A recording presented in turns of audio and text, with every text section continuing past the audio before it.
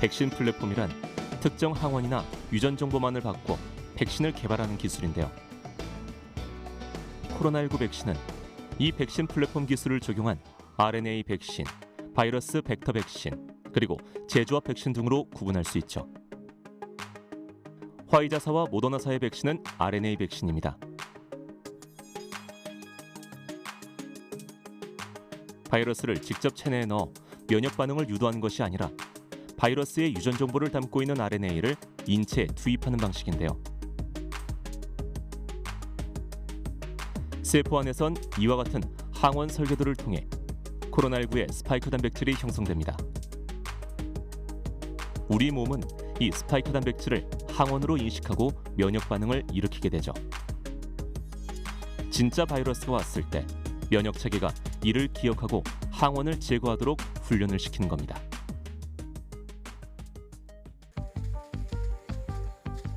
아스트라제네카와 얀센사의 백신은 바이러스 벡터 백신입니다. 바이러스 벡터란 DNA나 RNA와 같은 유전 물질을 세포에 주입하기 위해 사용하는 운반체 혹은 전달체를 뜻하는데요. 항원 유전자인 코로나19의 스파이크 단백질 유전자를 체내로 운반하는 건 아데노바이러스입니다. 침팬지만 감염되는 아데노바이러스를 제조합해서 인체에 무해하도록 만든 다음 바이러스에 스파이크 단백질 유전자를 삽입해 전달체로 사용하는 겁니다. 두 개의 서로 다른 병원체의 요소를 사용하는 바이러스 벡터 백신. 체내로 들어온 스파이크 단백질 유전 정보는 항원 단백질을 형성하며 면역 반응을 유도하는데요. 바이러스 벡터 백신은 냉동 체인이 필요한 RNA 백신보다 열에 안정적인 점이 특징이라고 할 수 있죠. 마지막으로 노바백스사의 백신 플랫폼은 제조합 백신입니다. 유전자 제조합 기술을 통해 인공적으로 만든 스파이크 단백질을 직접 몸속에 주입해 면역 반응을 유도하는 원리인데요. 스파이크 단백질만 이용하는 제조합 백신은 오랜 기간 백신 개발에 이용해온 기술이기 때문에 부작용이 적고 안정성이 검증돼 있는 방식이죠. 하지만 면역 반응이 낮기 때문에 면역 증강제와 함께 투여해야 효과를 높일 수 있습니다. 유레카!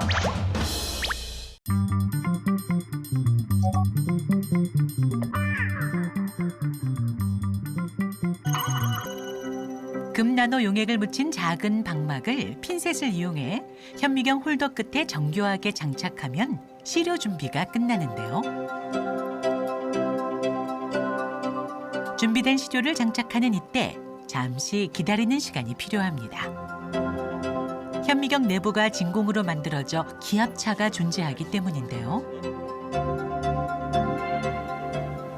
전자빔이 출발하는 곳과 그다음에 사진을 찍기 위한 곳, 그리고 사진 찍은 다음에 그러니까 그 시료가 있는 곳이죠.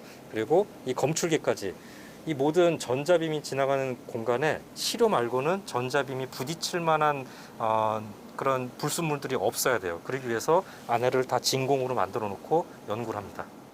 시료를 현미경에 완전히 넣어주면 드디어 전자현미경이 가동되는데요. 마치 우리가 사진을 찍는 것처럼 대상을 찾고 배율을 정하고 초점을 맞추는 과정을 거치면 아주 작은 금나노 입자의 선명한 증명사진을 얻을 수 있게 됩니다. 얘네들이 이제 뜨거워져서 팽창수축을 반복하면서 모양을 조금씩 바꾸기 때문에 이런 차이가 나타나는데 굉장히 감지하기가 어려워요. 어느 정도로 작은 크기인가요? 그게 마치 비유를 하자면 사람의 크기와 지구의 크기 차이라고 보시면 돼요. 하지만 이 장비가 더욱 특별한 이유는 나노물질이 빠르게 움직이더라도 흔들리지 않고 선명한 사진을 연속적으로 찍어낼 수 있는 고효율 현미경이기 때문입니다. 움직임이 없었어? 각 시간별로 찍은 사진들을 붙이면 그게 이제 일종의 이 금나노 입자 움직임의 영화가 되는 거고요. 이 붙여놓은 이미지들을 다시 쪼개가지고 각 시간별로 이미지가 어떻게 바뀌는지를 우리가 좀 뭔가 이제 정밀한 분석 방법을 통해 가지고 정량화하면 그 변화를 볼 수 있습니다. 금 나노 입자는 빛 에너지를 받으면 진동하며 열 에너지로 변화시킨다고 알려져 있지만 너무 빠르게 진동하기 때문에 그 변화를 눈으로 확인할 수 없었는데요. 연구팀은 금 나노의 움직임을 선명하게 포착한 사진 덕분에 기존에 없었던 새로운 데이터를 얻었습니다. 이 아주 미세한 나노 물질의 세계에서는 이제 빛의 형태로 에너지를 조사하게 되면 이 아주 작은 스프링이 막 이제 진동을 하게 돼요. 그리고 이 진동하는 게 우리가 소위 말하는 열 에너지의 한 형태가 되겠습니다. 이제 저희가 이런 진동하는 형태, 그리고 진동을 얼마나 크게 하는지, 진동을 얼마나 빨리 하는지, 그리고 이 진동이 얼마나 빨리 감소하는지를 하나씩 시간에 따라서 빛을, 즉 에너지를 조사한 이후 시간에 따라서 분석을 하고 따라가다 보면 이 빛 에너지가 열 에너지로 어떻게 변화해서 어떤 그 물리적, 화학적 현상을 유발하는구나 하고서 이제 알 수가 있게 되는 것이죠. 금 나노의 구조 변화를 실시간으로 포착한 연구는 국제학술지에 게재됐는데요. 그 밖에도 권 박사 팀은 다양한 나노물질의 놀라운 구조와 현상을 규명하고 있습니다. 유레카!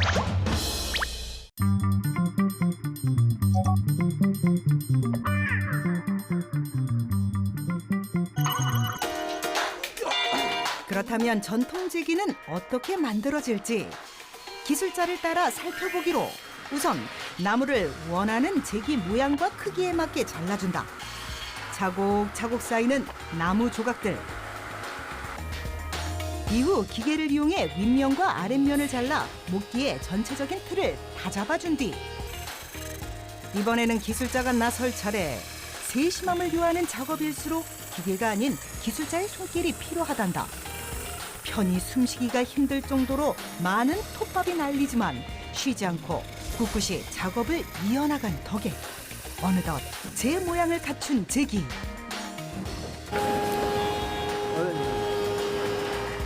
멋진 백기로 변신 완료. 눈 깜짝할 새 끝난 것 같지만 호락호락하지 않은 작업이라고. 모양이 완성된 후에는 꼭 거쳐야 할 중요한 작업이 남아있다는데 과연 어떤 작업일지. 이때 공장 한켠을 가득 채운 백기들 발견. 3개월 정도 더 건조를 합니다. 그래가지고 완제품을 만들고 있습니다. 이 건조를 안 하게 되면은 옹이 부분 같은 데서 그 변형이 약간 생겨요.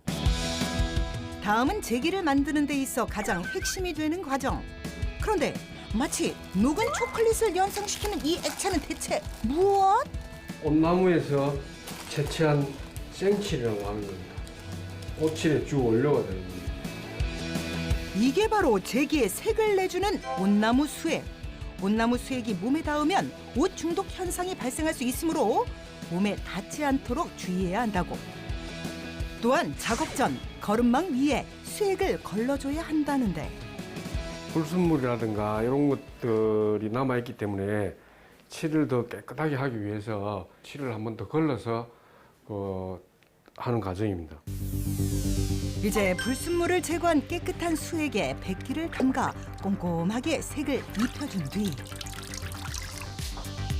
최소 하루에서 이틀간 건조 작업을 거쳐줘야 다음 작업을 진행할 수 있단다.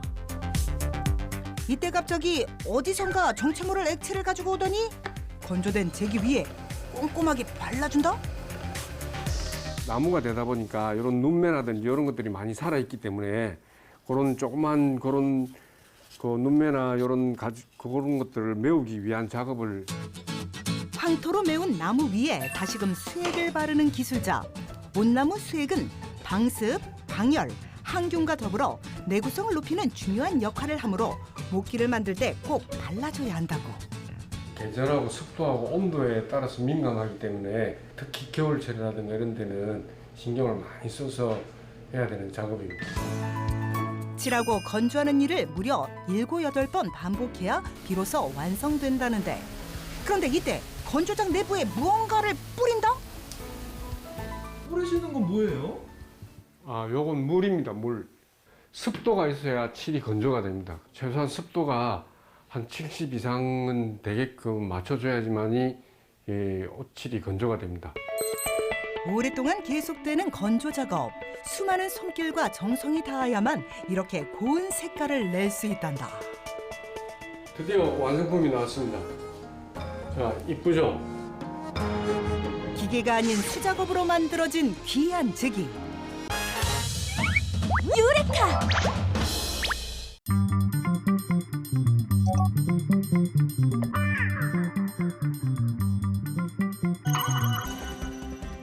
코로나19 변이 바이러스.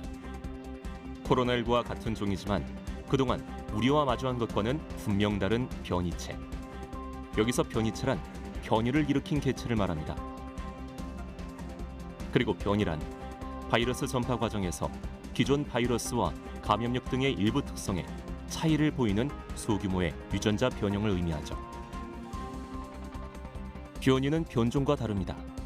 이는 얼마나 많이 유전체 염기 서열의 구성 요소가 달라졌는지 여부로 결정되는데요.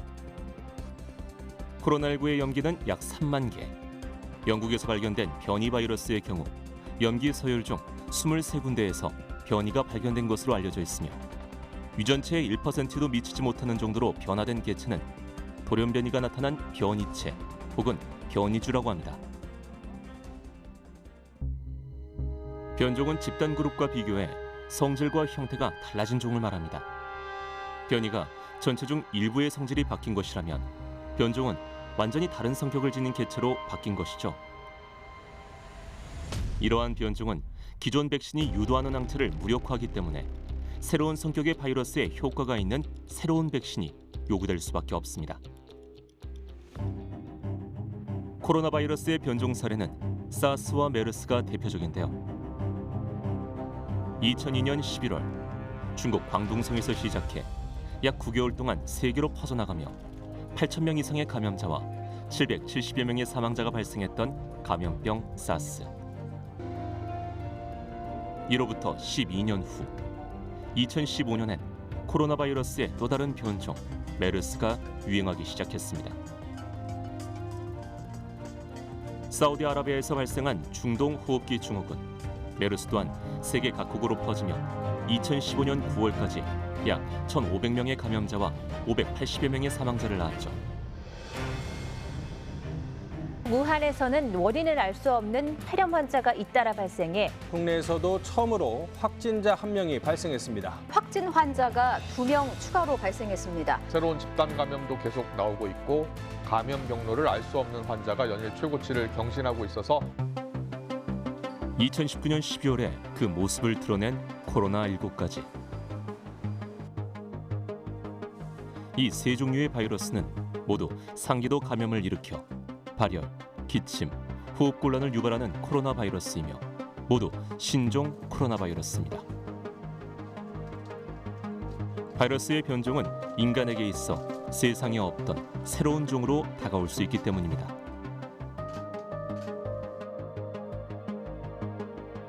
공통점은 또 있습니다. 박쥐에서 중간 매개 동물을 거쳐 사람에게 옮겨진 인수공통 감염병이라는 것이죠. 겉으로 보기엔 공통점이 많은 사스, 메르스, 그리고 코로나19. 하지만 조금 깊이 들여다보면 전파력과 치명률, 재생산 지수, 그리고 무증상자 감염 여부 등에서 확연한 차이가 나타납니다. 그래서 우리는 이 세 가지 바이러스들을 코로나 바이러스의 변종이라 부릅니다. 때문에 세계 곳곳에서 출현하고 있는 코로나19 변이 바이러스는 변종이라고 표현하기에는 그만큼 바이러스의 성격이 바뀌지 않았다는 것으로 현재까지 해석할 수 있습니다. 유레카!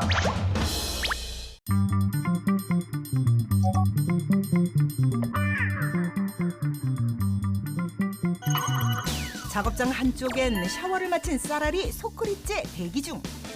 맵쌀인데요. 2시간 이상을 갖다 불린 뒤에 지금 물기를 빼기 위해서 건져 놓은 거고요. 세척을 마친 쌀은 그대로 분쇄. 간을 맞추기 위해 적당량의 소금도 함께 투하. 고운 가루 형태로 갈아낸 뒤 정체 모를 재료를 써는데 넌 이름이 뭐니? 카카오 워터입니다.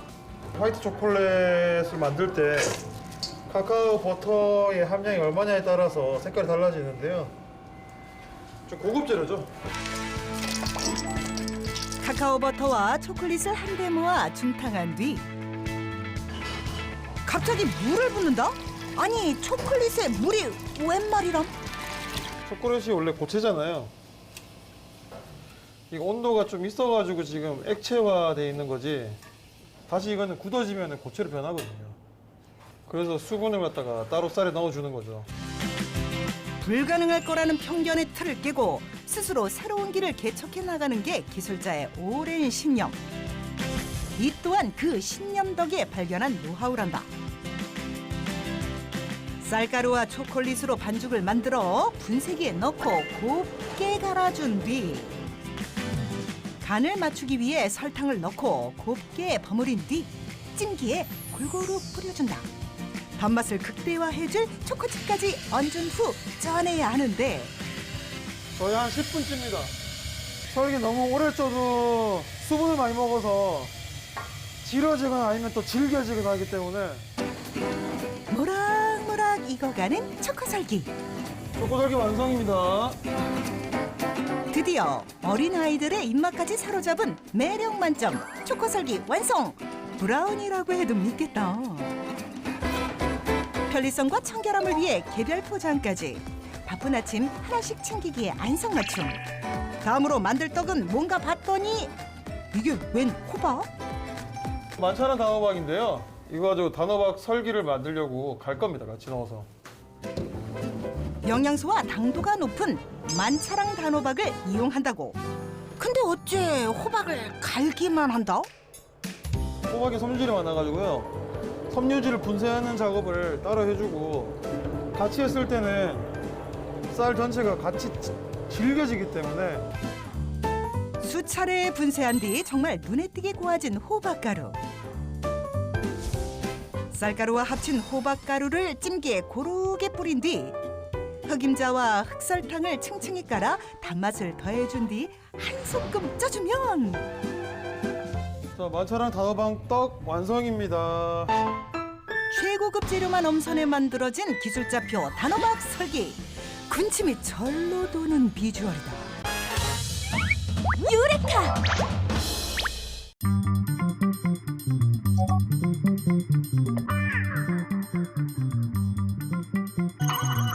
이게 간지럽다니까요. 아이고, 아이 간지러워. 말이 안 되잖아요. 손등이라뇨. 아이 간지러워. 아유 어떻게 좀 해봐요. 아이. 남자의 말을 믿지 못하는 의사.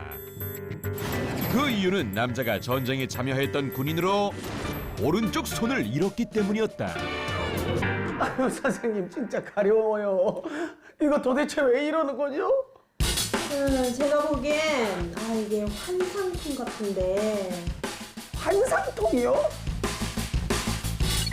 환상통은 주로 절단 환자들에게 나타나는 증상으로 해당 부위의 간지러움이나 통증을 느끼는 병인데 고통을 겪고 있는 환자는 이뿐만이 아니었다.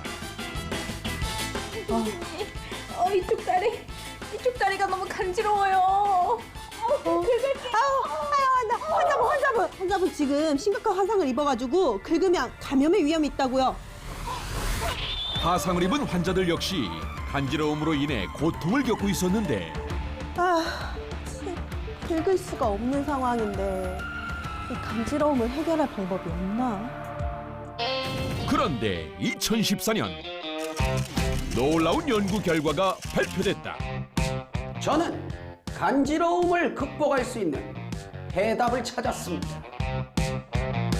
그는 바로 독일 리벡 의과대학의 신경학 박사 크리스토프 헬렘센 교수였는데 간지러움을 극복할 수 있는 획기적인 방법은 바로 이겁니다. 놀랍게도 그것은 거울이었다. 1년 전 갑자기 뭔가가 생각난 듯 거울을 가져와 세워놓는 헬렘센 교수.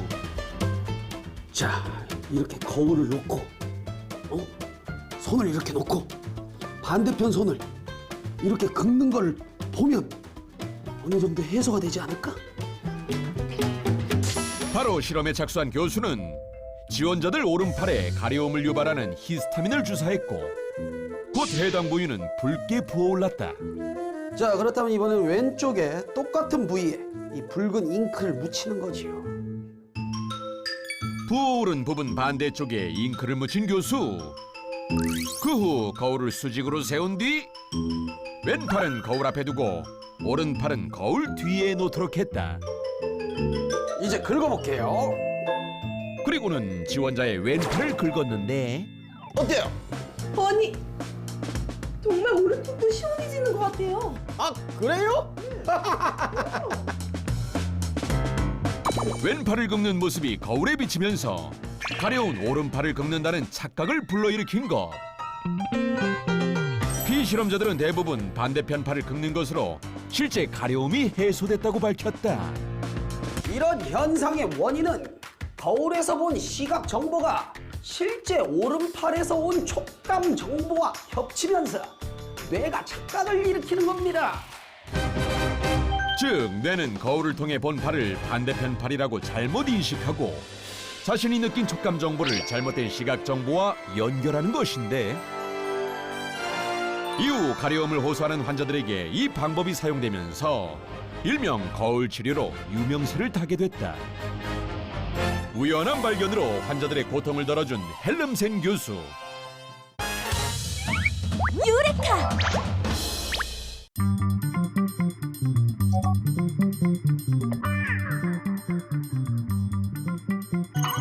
치료약과 백신, 이 두 약품이 인간을 바이러스로부터 지켜내는 방식은 완전히 다른데요. 치료약은 이미 질병이나 질환을 앓고 있는 환자가 회복될 수 있도록 돕는 의약품이라면, 백신은 일종의 바이러스 모조품으로 몸속에 들어오면 항체 형성을 유도함으로써 질병을 미리 예방하는 역할이죠. 인체는 외부에서 들어온 적을 식별하고 물리치기 위해 아주 복잡한 면역 체계를 갖추고 있는데요. 여기에 관여하는 다양한 면역 세포들 중엔 한 번 싸웠던 상대를 기억해두는 영리한 세포들이 있습니다. 바로 B세포와 T세포죠. 백신은 바이러스로 위장해 몸속에 들어간 뒤 이들을 실전처럼 훈련시킵니다. 그 결과 같은 침입자가 다시 들어오면 신속히 대응해 질병을 방어할 수 있게 되는 겁니다.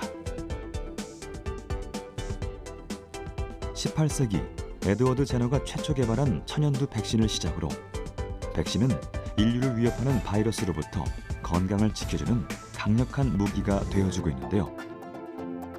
독감이라고도 불리는 인플루엔자는 죽은 인플루엔자 바이러스를 활용하여 백신을 개발했고요.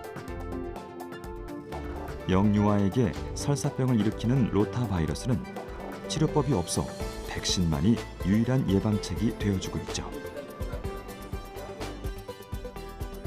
지난해 12월, 미국에서 범용 독감 예방 백신이 개발됐다는 반가운 소식이 들려왔습니다. 독감을 일으키는 인플루엔자 바이러스는 유독 변이가 쉽게 일어나기 때문에 유행이 빠르고 위험성도 높은 것으로 알려져 있는데요. 다양한 변이 바이러스에도 효과를 발휘하는 이 백신은 무엇일까요? 범용 백신이라는 두 단어 사이에 무슨 바이러스인가가 들어가야 됩니다.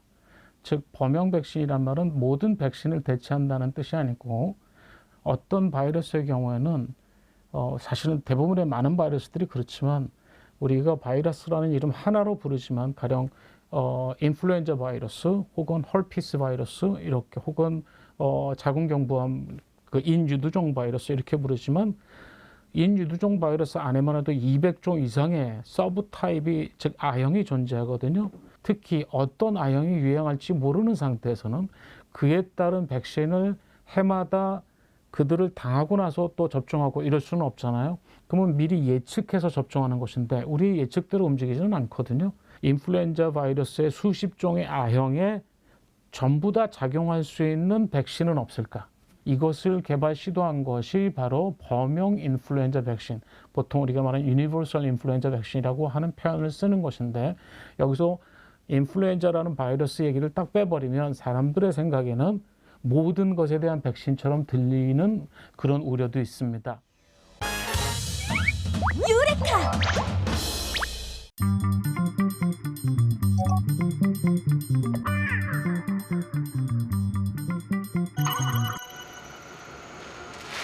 매장에 오지 않는 손님에게 커피를 팔 방법은 온라인밖에 없습니다.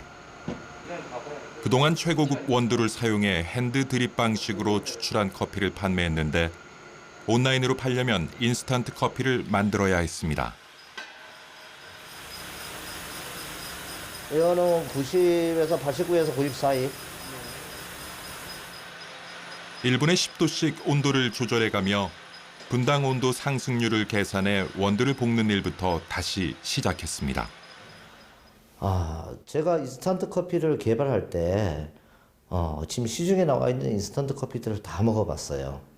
다 먹어봤는데 하나같이 사실 맛이 좀 떨어지는 거예요. 제가 내리는 핸드드립하고 차이가 너무 많이 나기 때문에 어떻게 하면 이 커피의 순수한 맛과 향을 살리면서 인스턴트 커피를 만들까를 갖다 고민을 하게 됐었습니다. 중점이 가장 큰 포인트가 그거였어요. 스페셜티 커피로 한다. 스페셜티 커피는 세계 상위 5%에 해당하는 고급 원두를 말합니다. 이 원두를 직접 볶은 다음 갈아서 커피를 만듭니다. 그리고 다시 저온 건조해 분말로 만드는 방법을 찾아냈습니다. 이게 처음 그거 해온 거거든요. 2차 가공을 안 한 거예요. 자, 얼마 잘 녹은가 볼까? 처음 시도한 인스턴트 커피. 바로 녹지?